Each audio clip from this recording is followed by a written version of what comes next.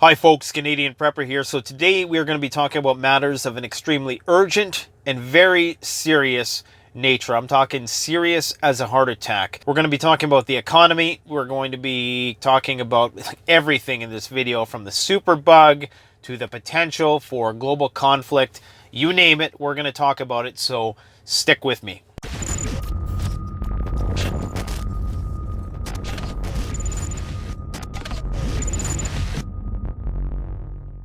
Okay, so some people ask me, why do I always shoot the videos in my car? Well, the reason why I do that is because I find when you're driving, your brain automatically goes into this goal-oriented mode. Now, I said I'm going to be talking about everything in this video, and I was dead serious about that. First thing I want to say is, for all of you guys who are sitting there in your boxer shorts at 3 a.m., wild-eyed, looking at the screen, trying to figure out who runs the world, you remember that Batman movie with Heath Ledger when he's trying to tell Batman that he's like a dog who's chasing after a truck. You know, he's all about chaos. He's barking at this thing, but he doesn't know what he would actually do if he confronted it. Okay? And most of you guys who are trying to find the truth, trying to find the gangsters who run the world, you're like a naked man running in the streets, chasing a battalion of the most advanced military equipment, tanks, helicopters, fighter jets. You're that guy chasing after that stuff, and you don't know what the hell you would do if you caught it. Think about how powerful the mafia is, or how powerful, you know, some of these gangsters are around the world, the black market type gangsters. Think about how powerful they are, and times that by 100 or 1,000. I mean, it's one thing to be somebody who sidesteps the law. It's another thing to be a person who writes laws. So just remember that even if there was a cabal running the show, you would not have the resources or the wherewithal to do anything about it if you got there. And I know there's this fantasy that people are just going to galvanize and unite and do all this. Look, I used to think that I was Neo in the Matrix, and, you know, I wanted to chase the white rabbit, you know, the girl with the white rabbit on her shoulder, follow the white rabbit. And, you know, you're not Neo, and I'm certainly not Morpheus. You are not going to be the one who takes down the hegemonic patriarchy, hierarchy. I guess it's not a patriarchy anymore, whatever you want to call it. So that's why I stopped looking for that, because I realized the best thing I can do is prepare for whatever potential outcome or whatever potential transformation is going to come. Some of you need to really study Sun Tzu and understand that trying to chase tanks naked is not going to end well for you, okay? And this is not a threat, and I just got to a point with it, I'm going to be brutally honest, where I started scaring myself, because that occurred to me that, like, you know, what the hell am I actually doing here? So that's why I stopped doing that. That's why I made a channel about prepping and preparedness, because that stuff is so out of your control. Focus on what you can control in your life. And even if you did want to change something, you know, there's that cliche saying, be the change you want to see in the world. Because if you don't like the way something is in the world, the only way you are actually going to challenge it is to seriously work on yourself and build something which can be in service to the people that you claim to want to serve. Anyways, I don't even know why I went on that tangent, because that just pissed a whole bunch of people off. They ain't going to watch the rest of the video. But you know what? At this point, it's like, whatever, man. Shit's hitting the fan. All right, so let's talk about the economy. So Warren Buffett shocked the markets over the weekend when they revealed that they were selling all of their airline stocks. They took a several billion-dollar loss as a result of selling these airline stocks. Now, if you're Warren Buffett and you're one of the most successful investors in history, you don't eat a loss like that unless you know that it's going to be a very, very long time that things are going back to normal, if they ever go back to normal. That is kind of the canary in the coal mine for the economy, if you ask me. And you got to remember, Buffett, Gates, you know, these guys are buddies. they know what's going on. They know what's coming down the road. They know that all of this liquidity that the Fed is creating out of thin air, these ones and zeros on a screen, they know that that is going to have a negative effect down the road. You can only keep inflating the bubble for so long before it just bursts, before investor confidence or even global confidence starts to truly wane. It may come out in the next week that they take that money and they put it into something else, which they probably will anyways, but they may put it into something else that they feel is going to generate returns in a more expedient manner. Because I'm guessing that they're thinking that, because Warren Buffett's a long-term investor, okay? 10, 20, 25 years, even though the guy probably doesn't have that long left, unless he's privy to some life extension technology. And if he isn't, then that's bad news for the rest of us. I don't think he's going to be on time for that transhumanist upload into the 5G Internet of Things. Who knows? Maybe he will. So it's very surprising that Berkshire Hathaway, which is his investment firm, pulled out of the airline stocks, because what that means is that the airlines are not coming back for a long time, not in the capacity that they were. Now, I was listening to this intellectual. I listen to like 50 talks a day. This one intellectual was talking about how they have this think tank of a bunch of various intellectuals from different fields, epidemiologists, political scientists, economists, all this stuff. And he was saying that they think that there's going to be, that this whole superbug that we're in right now is just the first in a string of many superbugs and many mutations which are going to occur down the road, and is going to completely restructure society. Now, we've been talking about that on this channel. I just made a video about it a couple weeks ago, the world after the superbug. So it's starting to look like this economy is going to be completely restructured. Now, I'm a bull as much as I am a bear in terms of the market. I'm always looking for some positive news about the economy. But a lot of it is just these swing trader YouTube personalities who, in my opinion, are being overly optimistic and very short-sighted in their projections about what's going on. It's almost like they treat the superbug as a variable that is just going to magically go away. But this thing may be with us for a long time. If you think about what's going on with the stock market right now, just shy of 10%, less than maybe 15% off of where it was at the beginning of the year, even though everything is contracted and 30 million people are out of work or furloughed. The projections are that the second quarter is going to be worse than the first, and the third is still going to be pretty bad. Maybe the fourth will bounce back. Consider that you went totally bankrupt.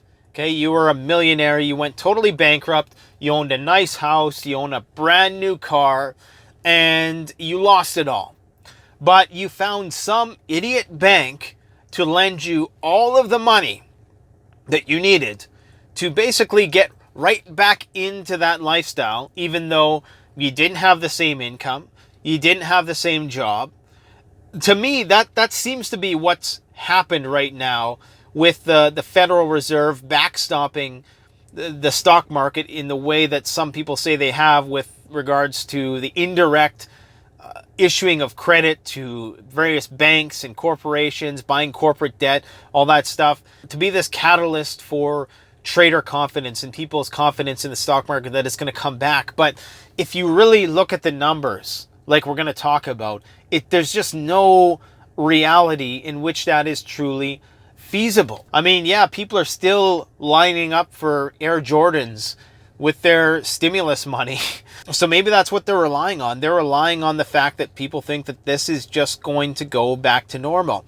But even Amazon, they told their shareholders that look, in the second quarter, we're going to be doing some serious restructuring, and you can expect that the earnings predictions are going to be very low, if not negative, for the second quarter. Now, they're also saying that they're going to be helping out with the COVID effort, but you know how Amazon is. I totally think it's completely unfair that they get to function 100% while all the mom and pop brick and mortar stores go out of business. That is totally wrong. I think the best thing that small business owners can do right now is that if you own a business and you don't have a website, you need to make a website. And if you do have a website, you need to give that website a facelift, because that is the future.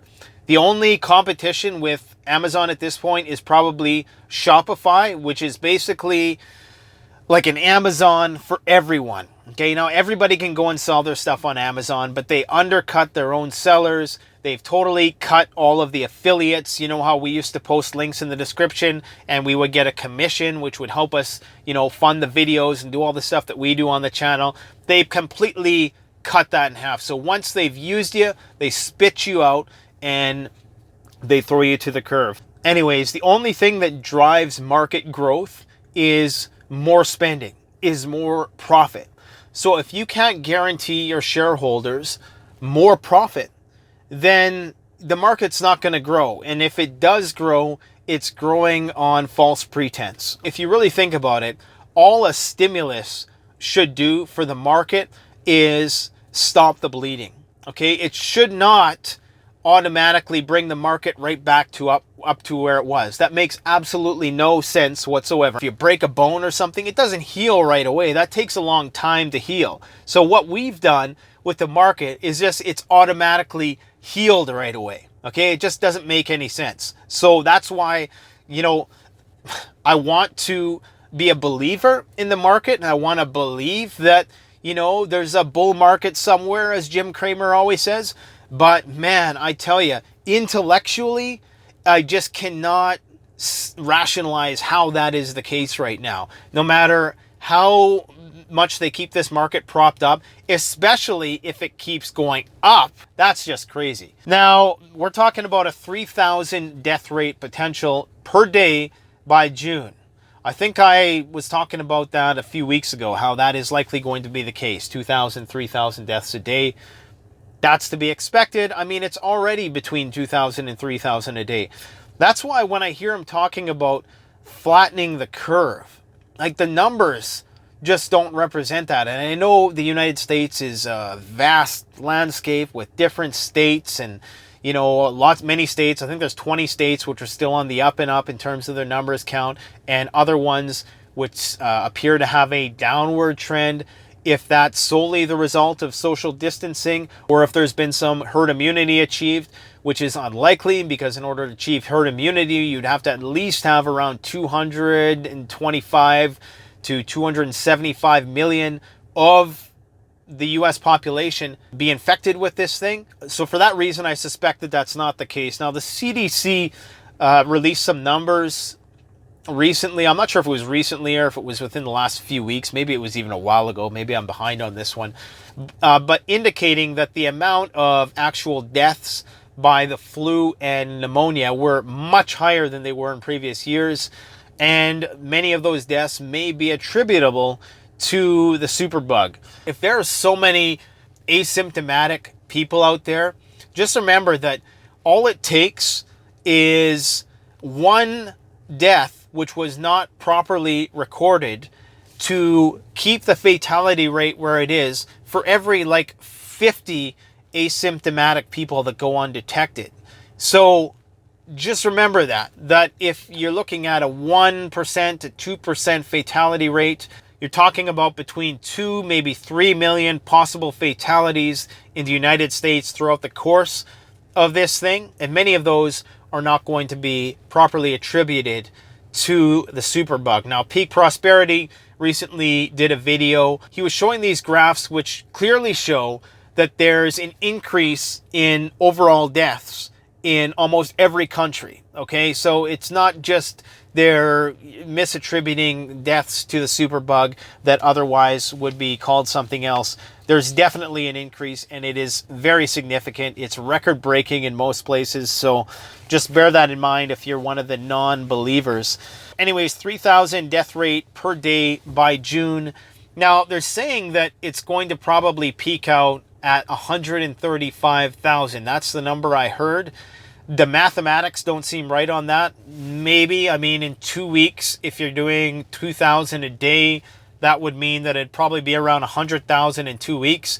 And then if you start going upwards from there, 2,500, 3,000 a day. Well, it doesn't take it long. It takes it 10 days to get to 135,000. So I really don't think these projections are at all accurate. None of the projections have been accurate at all, since this whole thing started. So take everything you hear with a grain of salt. But this thing is crazy, man. I mean, it's mutating, it's infecting different species. So what's going to happen if it infects, gets into a bird and then we get it from them? I don't think there's been any documented cases of that happening. But I mean, if this came from a bat, okay, if that's what we're being told, this came from a bat, then clearly it has the ability to jump species in our direction. Now, we all know that there's other theories that are gaining more mainstream attention. And the only reason why I don't touch that stuff until it's okay to touch it, I have to be very circumspect on this channel. Because it's not that YouTube's bad, okay? They have their shareholders to appease, and that's just how the world works, guys. You got to choose your battles. I see some people like putting themselves in line of the firing squad for these bullshit issues that you're not gonna change. You got to choose your battles in this life wisely. So when the time comes, I'll talk about that. But for now, I'm going to let Trump talk about it because, he's doing a pretty good job talking about it, I must say. Jason over at the Angry Prepper channel, give him a shout out, made me aware of this Kawasaki disease that is now circulating in New York. Apparently 15 children have caught this disease, which is linked to the superbug. So like I say, this thing is mutating. It's doing different stuff. There's different strains of it. I mean, there's this such a weird virus, man. It feels like, we're in the first part of I Am Legend where she's talking about the cure for cancer. And then in the next scene, it's 3 years later and Will Smith is driving through the apocalypse with his dog. That's kind of where it feels like we're at right now. Like, we don't know where this thing is going to go. And I know that these viruses, and it would seem commonsensical, if that's even a word, that if you were a virus, you wouldn't want to kill your host, right? You would want to keep the host alive so you could continue to spread. But there would reach a point where if you weren't infectious enough, that you might not be able to spread from person to person. So you'd have to increase your infectiousness. And in doing that, you might multiply faster or something. And this is purely speculation, guys, all right? But I'm sure that there's something to what I'm saying here. And in doing so, you would create a higher viral load in people who maybe in your earlier phase of evolution, if you were this virus, you wouldn't need to create such a high viral load for them to be contagious. And if you increase that viral load, even though it wasn't your initial intent to kill the host, maybe you do end up killing more hosts. So, and then of course, there's the other issue with the meat plants. Now, I was looking at the price of cattle, and apparently the price of cattle is still pretty low, but the price of actual beef is going higher. So there's a wide disparity now between the price of cattle and the price of beef, because there's farmers who are, able to raise the cattle, but all these guys in the meat plants are getting sick. And I still don't know what's up with that, why it's so contagious there. I guess because they're an essential service, they're working shoulder to shoulder. I guess it has something to do with that. Okay, now lastly, and possibly most important of all, I think we really need to pay a lot of attention to this rift that is happening between China and the United States. I made a video last summer called the USA versus China, and I was talking about how the Chinese military is geared towards defense right now, and the US military is all about projecting their influence, namely on smaller countries. Obviously, they've been preparing with the missile shields. Everybody is, moving their pieces into place on the chessboard. But Steve Bannon is on a tear right now. I mean, he's been on a tear for the last few months, ever since this thing started, CCP, blah, blah, blah. Really instigating, getting to the point where the guy claims he needs armed guards because, the CCP has it in for him, which I cannot see the CCP ever relinquishing power, especially over something like this without a major fight. Now, we don't know what's going on behind the firewall. There may be some protests which are being, stamped out as soon as they arise. Or, there was some footage revealed of a protest there I believe it was in the city of Wuhan. They were protesting because the lockdown wasn't being lifted yet. But there's much speculation that it's much worse than it is there. You don't make the kind of allegations that Trump has made with regards to the Wuhan lab and, with cutting spending to the WHO. I mean, these are very serious things. Before you ever go to war with a country, it's economic sanctions, and obviously the trade war rhetoric is starting to ratchet up again. So I think that like I've speculated for a long time, that there is definitely a greater underlying geopolitical, I don't want to say purpose, but foundation to everything that is happening right now with the superbug, okay? And there was some data that indicated that a person in Paris was shown to have the superbug in early January, and they had never traveled to China before. Google it, okay? Because I'm too lazy to put the thing in the thing. And apparently that's even the Italian doctors were saying in an article I read that in January they were seeing higher numbers of this rare pneumonia cases, which were never counted as superbug deaths, by the way. So once again, you have places where deaths are undercounted, not overcounted like a lot of people are saying. Now, I can't ever imagine how there would be a hot conflict between those two superpowers, at least not yet. They're just too interdependent on one another for stuff, never mind the debt that China has. I mean, that's somebody else would just buy that debt. That wouldn't even really be an issue in the grand scheme of things with regards to what we're talking about here. But there certainly appears to be a bit of a cold conflict brewing. Now, who knows where that's going to go, but we must keep in mind at all times that this is an election season, okay? And people are trying to get reelected, and that's part of the reason why they're doing this whole reopening thing in the first place. Political pressure, maybe that will be the demise, because if this thing starts to spread again, man, the economy is, I don't think the Fed is going to be able to backstop its way out of not a second wave, but just an ongoing 3,000 case a day all summer wave, especially when the non-profitable reality of the post-apocalyptic, post-superbug world are realized in the second quarter, even though they probably won't be, because people are just so delusional nowadays. There's the Trump effect in the markets. People are overconfident. They think that everything is just going to keep getting better and that the sky is the limit and the Fed can just, create money into perpetuity and everything's going to be fine. But I just don't see it, man. Then on top of it all, of course, you have the oil crisis, okay? Oh, and with respect to the political thing, who knows what's going to happen in the fall? Maybe the elections get postponed or God knows what. Anything can happen. This is the year of the prepper, guys. This is the year that every day right now, you cannot be soft. You need to be working on yourself. You need to be taking every waking hour to plan a strategy of how you are going to continue to earn an income in this new economy and just keep improving yourself. It's not just about, running into the woods and doing that, because that's not going to be realistic for a lot of people. But if there ever was a time to do it, damn, right now you're homeschooling anyways. So, consider making a break for it, I guess. I don't know. What's school going to be like? Maybe school's going to be totally restructured. It's going to be done through teleconference, through Zoom. Zoom, Facebook, Shopify, Amazon. Those are going to be the winners in the post-superbug world. Anyways, we're getting off topic again here. Okay, so the oil crisis thing. Now oil prices are going up again.